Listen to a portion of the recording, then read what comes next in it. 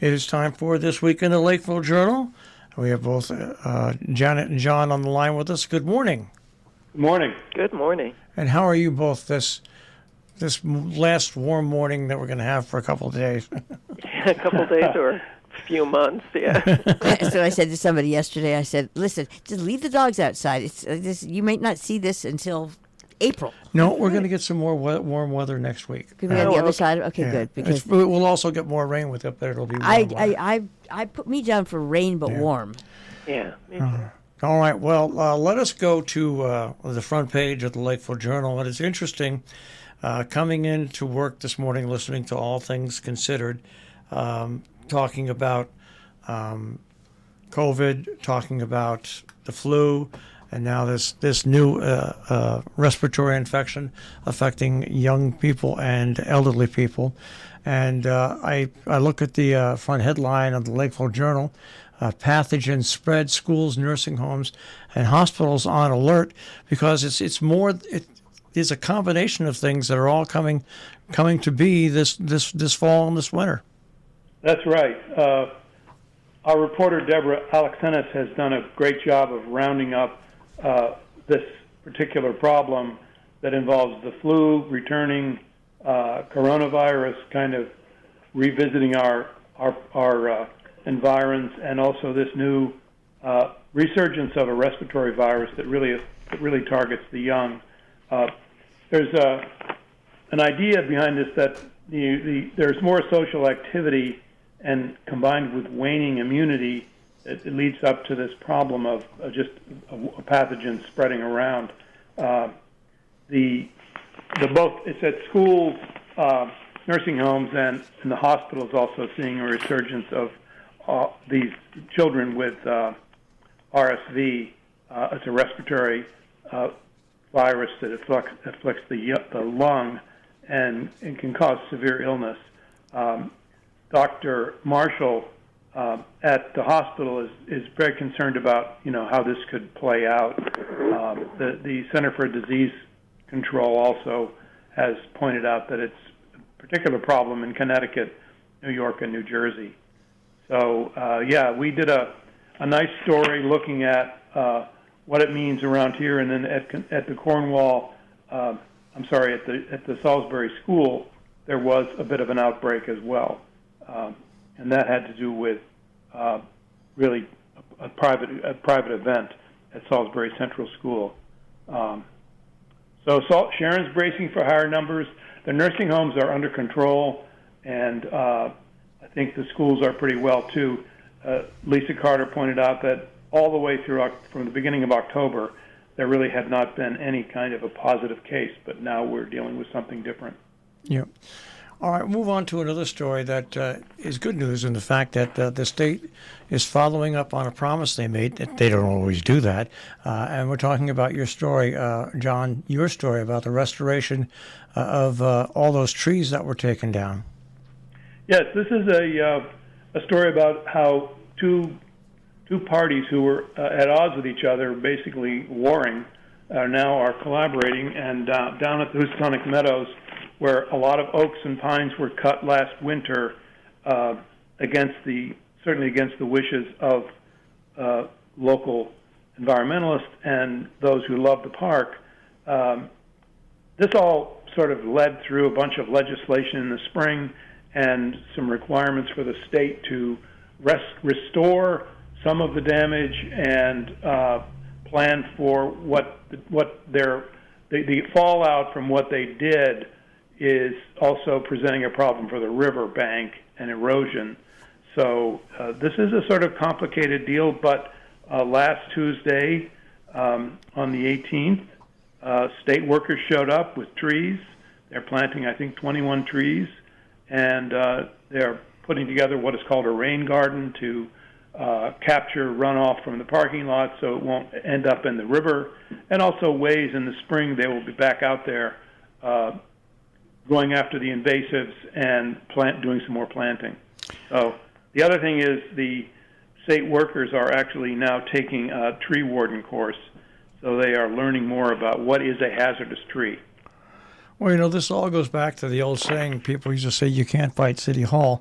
Well, that's not true. The brave group of individuals that got together during the initial cutting got together and got a hold of politicians, our local representatives, and presented a plan that now the rest of the state will benefit from, and that is when the state goes in to do something like this, they'll communicate it in advance, and they'll put together with the local authorities, that people that are involved, they'll put together plans to remediate what they do. So it's amazing what one protest can do. How now it's going to affect statewide policy.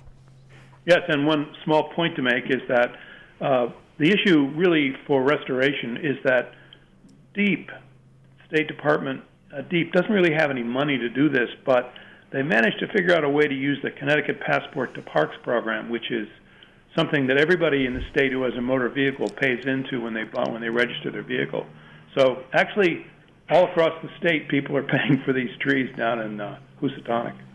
All right, did an interview with a couple different food pantries over the previous week. The latest one with the one up in North Canaan, and pleased to see your story, which is going in and explaining that area food pantries now, which have been ever since COVID really hard pressed and put into overtime action, they're now facing their busiest time of the year on top of all that. Right, and they're actually reaching out for support themselves.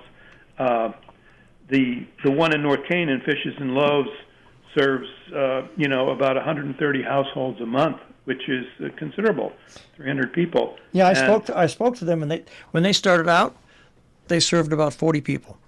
Wow, that's the difference.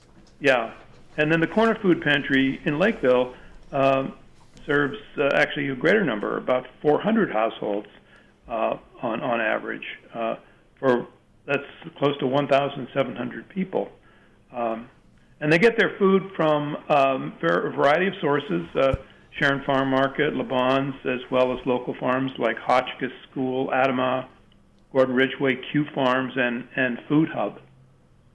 So it's a community effort.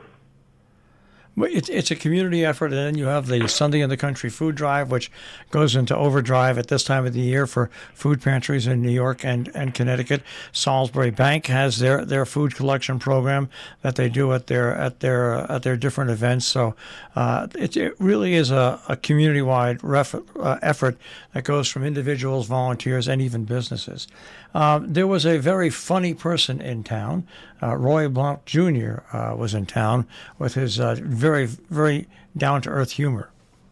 Yes, this was a forum, a talk sponsored by the Salisbury Forum last Friday at Hoosie, and it had a near-capacity audience. Roy Blount is perhaps best well known for being the author and storyteller on Wait, Wait, Don't Tell Me, and formerly on Prairie Home Companion. But he's also a writer and has been an actor and poet and journalist. So he delighted everybody with his down-to-earth humor. I want to move on to page A3, and they're both right at the top of page A3. One by Deb Alexander, Housing is a Big, Urgent Challenge, and the other one by Lila Hawkins, Cornwall Housing Forum, looks at persistent issues. Yes, I mean, they both, it's a companion pair of stories here. The Deborah story looks across the county, and what's nice to note here is that there were some awards handed out. Was the Litchfield County Housing Affordability Summit is what it was called, and Jim Dresser, who in Salisbury donated 5.3 acres of land for affordable housing units, was given the YIMBY Award, which is Yes in My Backyard, as opposed to NIMBY. And he was joined by housing advocates Virginia Bush Sutman of Kent, and Ann Kremer of Salisbury, who were given Lifetime Achievement Awards. The Cornwall story is interesting. They have just named a new housing advocate named Jessica Brackman, and Gordon Ridgway started this panel off by noting that the median house price now in Cornwall has risen 30% over the past year, and that across Litchfield County, 46% or almost half of young adults are living with their parents, which is kind of a shocking fact. It reminds me of the old comedian's joke, you know.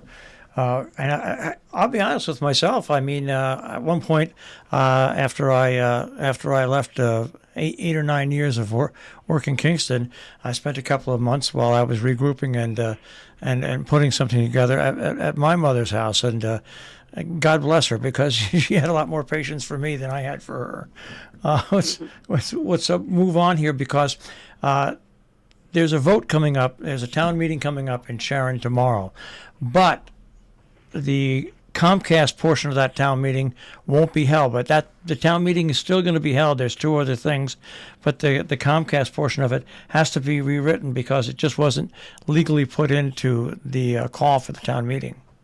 That's right, and so this happened sort of at the last minute before we went to press, but you're exactly right. The vote on Comcast will be held at a later time once the town lawyer squares up the language of the legal announcement.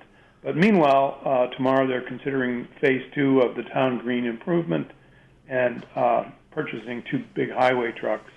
But the Comcast proposal is the big ticket, and that, as everybody knows, will cost the town about $1.6 million, which is far less than it would have been if they'd had to somehow find a different way to get it. But it will it'll expand internet service to all homes in Sharon. Well, what's interesting about it is the task force put together to start, and it's only an estimate. Their own company would have cost $12 million, but then they would have had to hire technicians and people to run it. Comcast, which is doing something which most cable companies don't, is paying a little more than half the bill to do this, and the town then does not have to worry about running its own business, and it really is saves the town a lot of money. And if this proposal goes through, and I hope it does, it's going to set the stage for a lot of towns in Connecticut that are underserved to see that, wow, this is something that you can put forward to cable companies and is an answer to underserved communities. That's right. It still baffles me that you can drive through very populated areas right here in Lakeville and have no internet. Yeah, it's one of those things, and like I said, I think this is going to set the stage for statewide action by cable companies and communities. On the left of that, let's talk a little bit about the Eric Sloan Museum. Yes, the Eric Sloan Museum hosted a Connecticut Antique Machinery Association event where professionals from fields including carpentry, woodworking, welding, plumbing, electrical wiring, and others came down and offered the opportunity for really younger people to get hands-on experience using the tools of the trade. And we have a photograph of a young girl who's learning to operate a floor loom. There were many other examples of hands-on experience at this event, and as well as technical training. And it was called Touch a Trade event.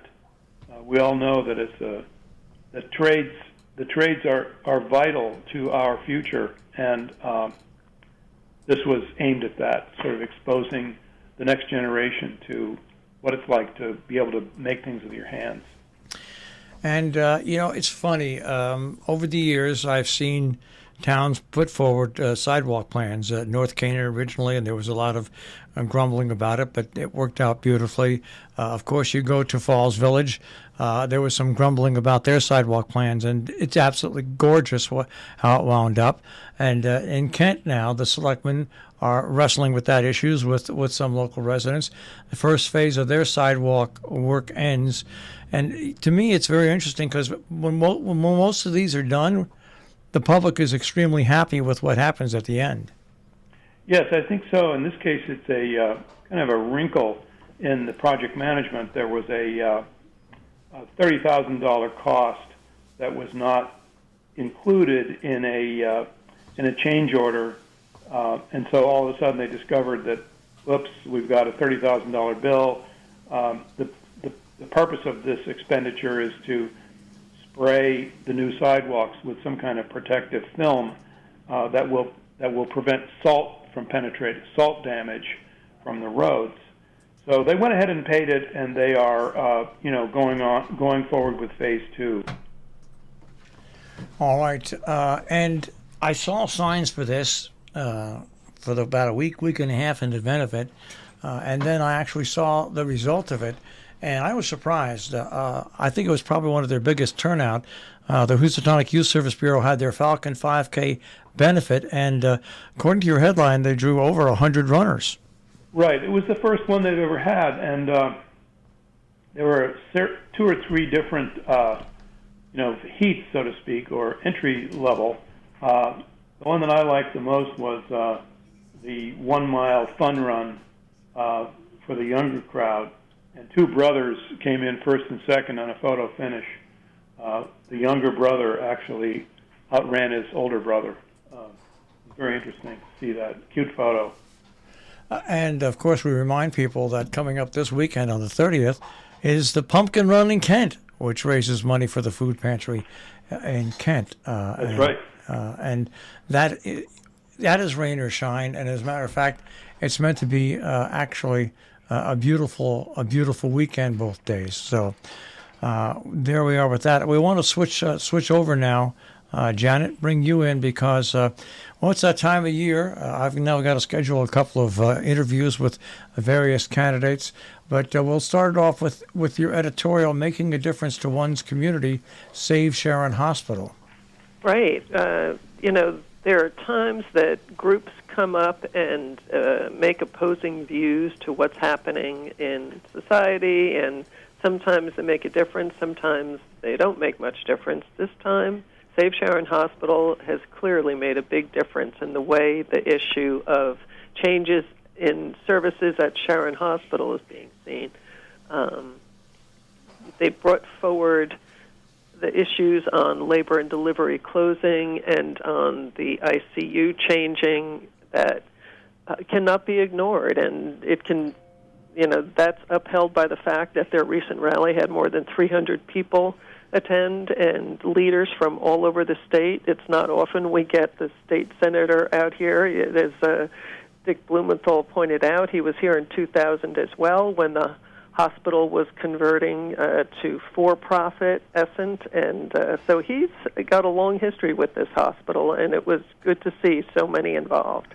And we also had representatives from New York State because the hospital, basically the largest share of the people that use the hospital do come from adjoining New York State. So it was a multi-state effort, including politicians and regular people and volunteers of Save Sharon Hospital.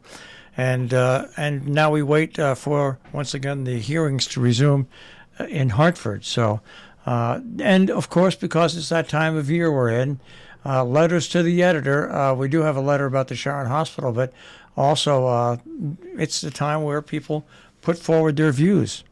That's right. Lots of political letters, but we have 2 pages worth of letters, and because there are different things happening in the community now, they are not all political. No. We have a letter on Sharon needing town-wide internet, the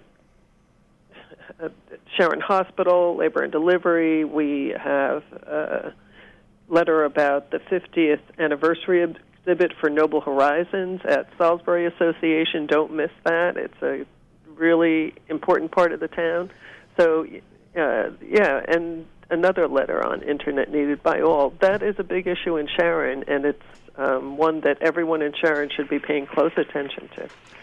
And you've got even a letter explaining more about the Salisbury Sharon Transfer Station website. Right, Barbara Bedegal, who sometimes writes columns for us on the transfer station, and this time wrote a letter to the editor because it was short, and she just wanted to get the word out about the website. So do take a look. I'm sure people run into that they're getting ready to go to the transfer station. What can I take? Where does it go? Well, you can go right to the website and find out.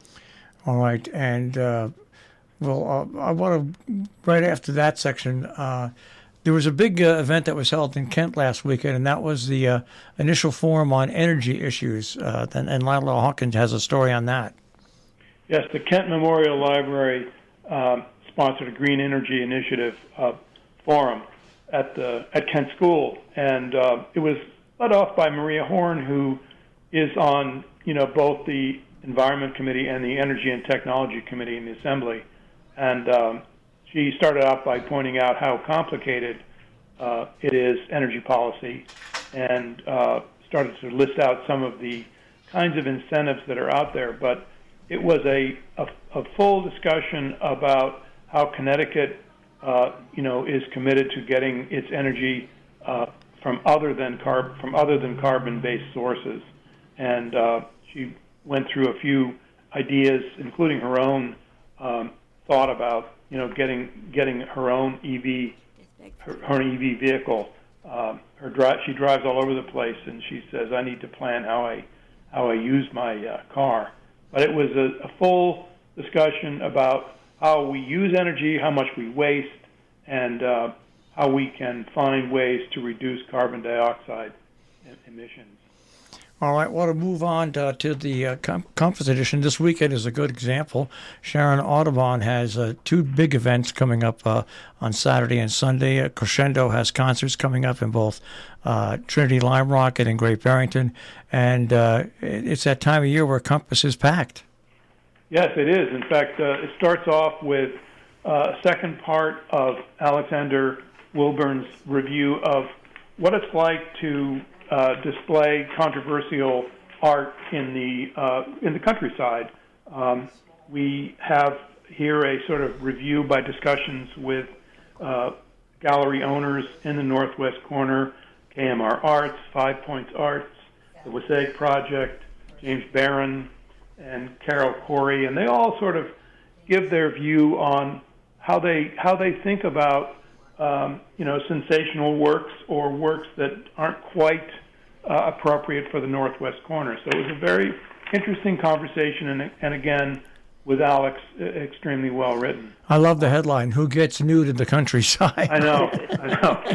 And inside he has a little notice about the Alex Katz exhibit at the Guggenheim in New York.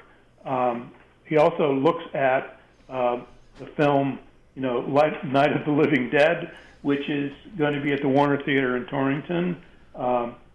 Tar, the new film that's at the movie house in Millerton, and I guess a couple of other things too, but I can't see where they are right now. Well, there's Millerton Library Annex is going to have a talk by Ryan Lee Wong on a new novel.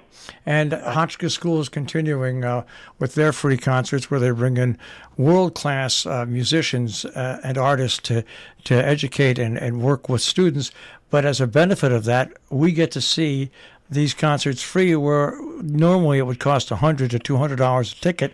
And they have their Fine Arts Quartet performing, as a matter of fact, tonight at 7 o'clock at the Eastman Auditorium, and it's absolutely free. That's a huge benefit that we get with Hotchkiss being in the community. Mm-hmm. Yeah, it's such a beautiful venue to hear it at, too. The acoustics are amazing, and the Smithfield Church in Amenia has 19th century opera arias, gilded melodies. Don't miss those. All right, and that is just some of what you'll find in the Lakeville Journal and Millerton News this week. TriCornerNews.com, home delivery, and also you can pick it up at newsstands. Guys, we'll speak to you next week. Yes, I'll also throw in Tri-Corner Real Estate. That's right, Tri-Corner Real Estate this week as well is in the mag. All right, we'll speak to you guys next week. Thank Have you. a good week. You. All right, bye-bye. Thanks, bye. That is this week in the Lakeville Journal, TriCornerNews.com, as I said, and you can also find this show up on our on-demand page, RobinHoodRadio.com. Click on On Demand, click on This Week in the Lakeville Journal.